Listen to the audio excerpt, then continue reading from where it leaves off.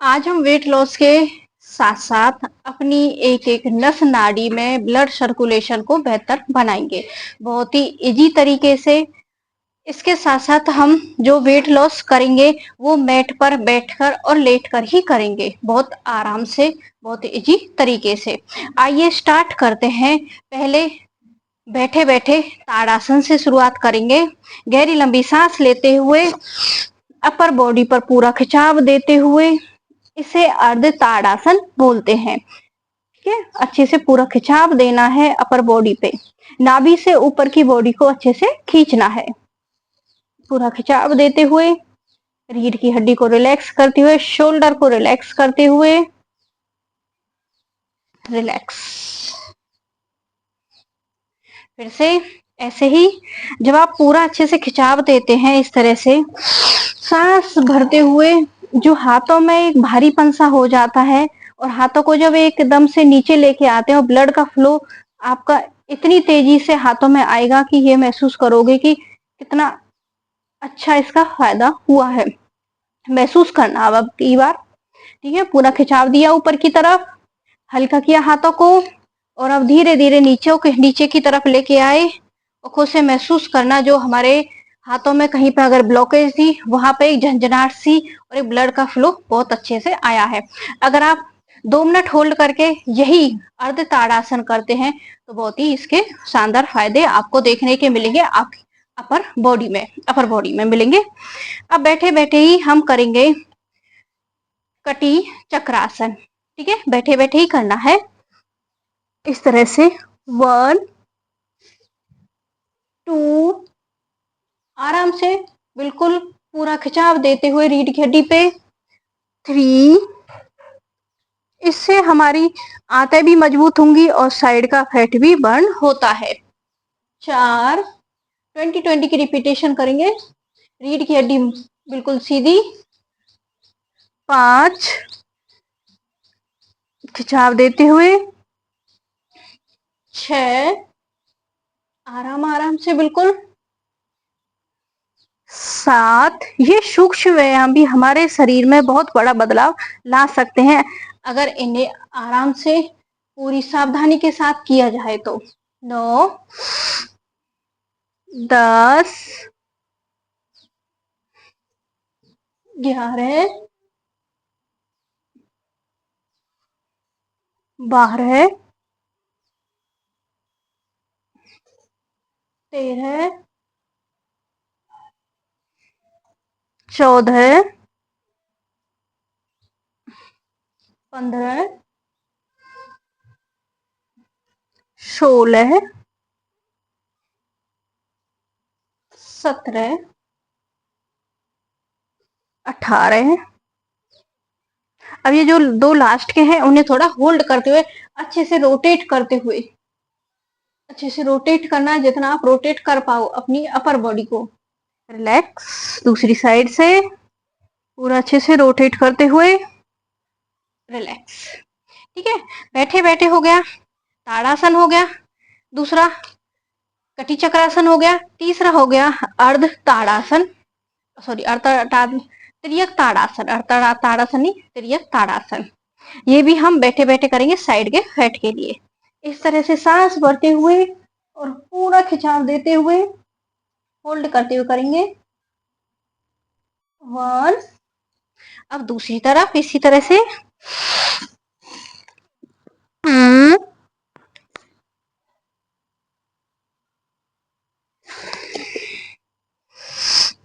3,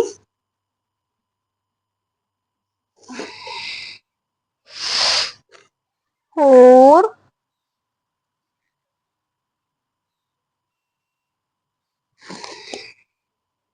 5,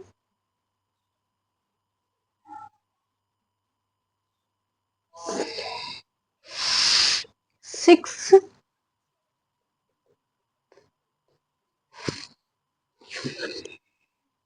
7,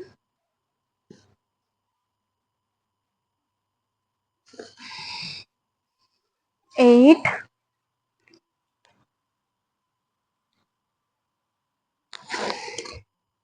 9,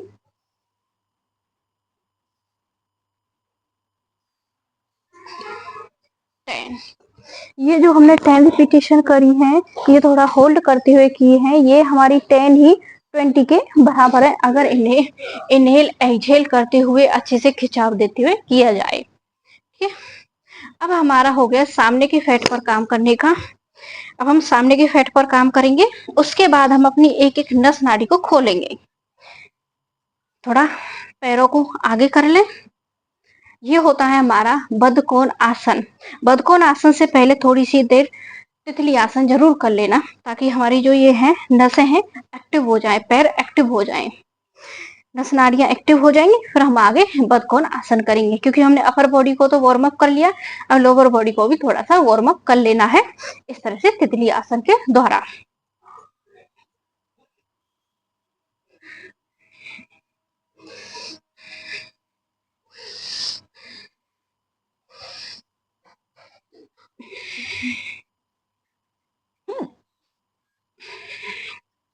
अब हम करते हैं बद्धकोण आसन। थोड़ा सा पैरों में गैप दे लेना है और अपनी नाक को अपने अंगूठे से टच करने की कोशिश करेंगे।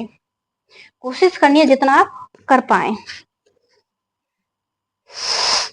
1 2 3 4 5 6 7 8 9 10 11 12 13 14 15।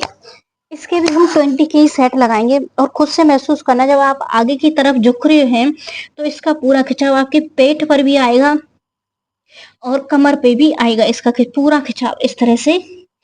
16 17, इसके साथ साथ आपकी थाई की मसल्स पे भी इसका खिंचाव आ रहा है। 10 20, रिलैक्स। ये हो गए हमारे साइड फैट के लिए और सामने के फैट के लिए, फैट बर्न करने के लिए एक्सरसाइज। इसके साथ साथ अगर आपके पास दुपट्टा है तो एक दुपट्टा ले लें इस तरह से।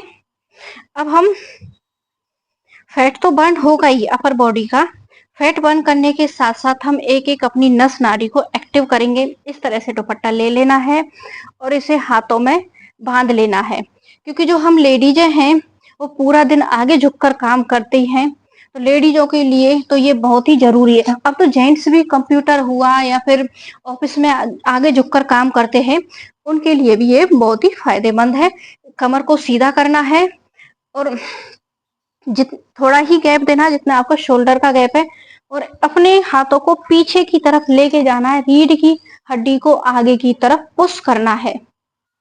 इस तरह से जितना आप ले जा पाए आराम से लेके जाना है, ज्यादा नहीं, उतना ले जाने की कोशिश करें। और गर्दन को भी थोड़ा पीछे की तरफ झुकाव दें, क्योंकि आगे झुकने से, बड़े बड़े तकिया लगाने से हमारे गर्दन पे हम्प निकल आता है, और हमारी जब आप इस वाली एक्सरसाइज को करेंगे, इससे गर्दन की नस को भी फैलाव मिलेगा और यहाँ पे आपकी रीढ़ की हड्डी पे पूरा खिंचाव आएगा, दूसरा शोल्डर पे पूरा अच्छे से खिंचाव आएगा।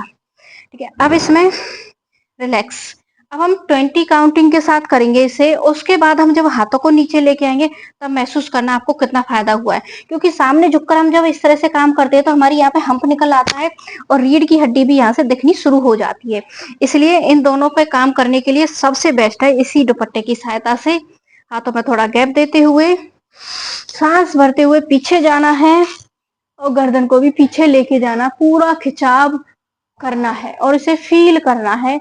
1 2 3 4 5 6 7 8 9 10 11 12 13 14 15 16 17 18 19 20, रिलैक्स।